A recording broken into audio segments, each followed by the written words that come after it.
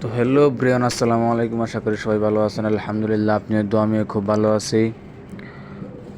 তো আজকে আপনাদেরকে দেখাবো কবুতর কেন নিজের ডিম নিজে খেয়ে ফেলে এবং কি ডিম নষ্ট করে ফেলে এবং কি ডিম বাচ্চা ফোটানোর সময় নষ্ট করে এবং কি ভেঙে নিজের ডিম নিজে খেয়ে ফেলে।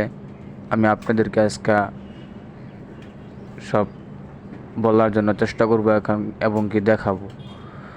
তো আমি আপনাদেরকে আগে একটা কথা বলি, পরিষ্কার পরিচ্ছন্নতা হলো ইমানের অঙ্গ, কথায় আছে।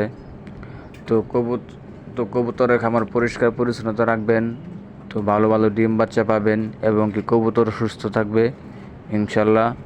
আপনারা অনেক পরিষ্কার করে রাখবেন, দিনে একবার কিংবা দুইবার পরিষ্কার করলে হবে।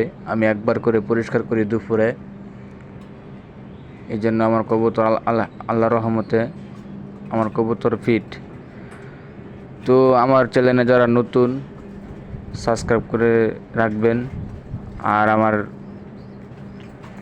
পুরো ভিডিওটা দেখবেন, কেউ টেনে টেনে দেখবেন না। তো এই দেখেন আমি প্রথমত আমার খামারটি দেখায়নি। আমি একজন উদ্যোক্তা, নতুন শুরু করছি। তো এই দেখেন আমার এখানে প্রায় 12 থেকে 13 জোড়া কবুতর আছে। তো আমার জন্য সবাই দোয়া করবেন। তো আমার কোন জোড়া ডিম খেয়ে ফেলে আমি আপনাদেরকে দেখাচ্ছি। তো আমার ডিমটা প্রায় 14 দিনের মতন হয়ে গেছিলো, ভিতরে বাচ্চাও এসে পড়েছিল। তো বাচ্চা আসার পরে আমি আগামীকালকে দেখলাম, সকালে যে আদার দিলাম সে সময়গুলো দেখছি ভালো। দুপুরবেলা পরিষ্কার করতে এসে দেখি ডিমটা ওরা ভেঙে ফেলছে। তো একটা ডিম ভেঙে ফেলছে, আর একটা ডিম পুরাই খেয়ে ফেলছে। ওর কোনো ঐতিহ্য রাখে নাই। তো যে ডিমটা আগে পারছে ওটা একটু জমে, আর যে ডিমটা একটু পরে পারে একটু পরে জমে। তো একটু বাচ্চা ছোটো বড় হওয়ার মেন কারণ হলো এটা। তো একটা ডিম আগে পারে একটা ডিম পরে পারে, এই কারণে বাচ্চা ছোটো বড় হয়। তো বাচ্চা ছোটো বড় হলে প্রথম ডিম একদিন যেদিন পারবে ওইদিনকা একটা প্লাস্টিকের ডিম রেখে দিবেন। তারপরে ওই ডিম পারলে আরেকটা ডিম দিয়ে দিবেন তাদের। তো ওই দেখেন, এই যে আমার এই কবুতরটা আনছি ময়মনসিং গফরগাঁও থেকে আনছি আর একজন বন্ধুর মাধ্যমে। তো এই বন্ধুর মাধ্যমে কবুতরটা আনছে, কবুতরটা ডিম পেরেছে গফরগাঁওতে আনার পরে 16 দিন পরে ডিম পারছে। তো আলহামদুলিল্লাহ ডিমটা অনেক বড় সড়ো ছিল। তো ডিমটা পারার পরে আমি হাত দিছি, 10 দিন পরে চেক দিছি, আল্লাহ দিলে দুনো ডিমই জমছিল। জমার পরে আমি কালকে সকালে খাবার দিছি, খাবার দেওয়ার পরে দেখলাম ডিম ভালো আছে। তো দুপুরবেলায় এসে দেখি ডিমটা ভেঙে ফেলছে, ভিতরেও বাচ্চা হয়ে গেছে। আমি আপনাদেরকে বাচ্চাটা দেখানোর চেষ্টা করব, আপনারা আমাদের সাথেই থাকেন।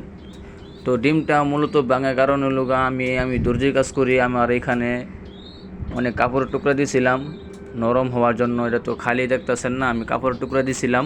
আমি আপনার কাপড় টুকরা দেখাবো। আমি আমার ডিম ভাঙার কোনো কারণে দেখি না, কারণ আলহামদুলিল্লাহ কবুতর ফিট আছে। আমি পর্যাপ্ত পরিমাণ খাবারও দিই। আমি ওনাদেরকে খাবার কোনো কিপটামি করি না, দেওয়ার সময় আমি ভালো খাবার দেই, কিন্তু তারপরে ওনারা ডিমটা খেয়ে ফেলছে। তো আমি আপনাদেরকে দেখাবো ডিমটা বাচ্চা এবং কি ডিম যা ভেঙছে তার আমি একটা ছবি দেখাবো, আমার সাথেই দেখেন। তো ডিমটা নষ্ট করার কারণ হলো, একটা ডিম যে নষ্ট করে সেটা একটা হলো ভিটামিনের অভাব, ক্যালসিয়ামের অভাব, তাই ওদের ডিম ওরা নিজেরাই ভেঙে নিজেরাই খেয়ে ফেলে। আরেকটা কারণ হলো যে শক্ত কোনো পাতিলে দিয়ে রাখলে তারপরে ওরা যে সমকালা মারামারি করে এই সমকালা ডিমটা ভেঙে ফেলে। তো আমার এখানে ভাঙার কোনো কারণই দেখি না, তারপরও ভেঙে ফেলছে, কী কারণে আমি জানি না। আপনারা যদি জেনে থাকেন তাহলে আমাকে একটা কমেন্ট বক্সে কমেন্ট করে যাবেন। তো আমি আপনাদেরকে দেখাই কোন ডিমটা ভাঙছে এবং কি কতটুকু বড় বাচ্চা হয়েছিল।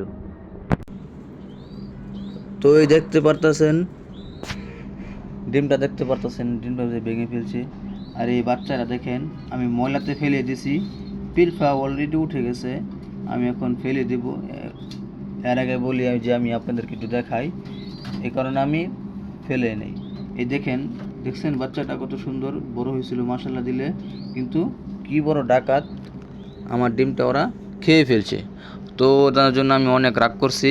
আমি এর আগে ওনাদেরকে আমি বিকালে খাবারও দেই নাই, যাতে ডিমটা খেয়ে ফেলছে। তো আমার চ্যানেলে যারা নতুন সাবস্ক্রাইব করে রাখবেন, সবাই আমার জন্য দোয়া করবেন।